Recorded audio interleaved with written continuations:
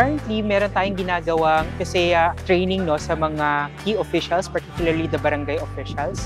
Yung training natin ay ginagawa sa Bagamanok Municipality at lahat ng target communities at municipalities sa Catanduanes.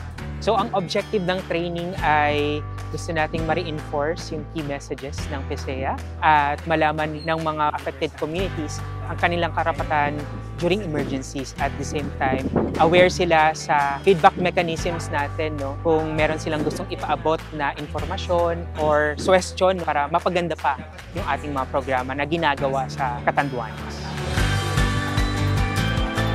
Importante yung ganitong mga orientation para po matulungan ko yung mga kabataan o mga biktima ng mga abuses. At ako mismo makakatulong sa kanila kung paano makaiwas, then sakali man na may mangyari sa kanila, alam na namin kung anong hakbangin yung gagawin namin. Bilang first responder, malaking tulong po yung diniscuss sa training po para alam din namin kung ano yung mga tamang dapat gawin. Mahalagang malaman din ng lalaki para sa kaalaman na din ng lahat. Hindi lang in general na po.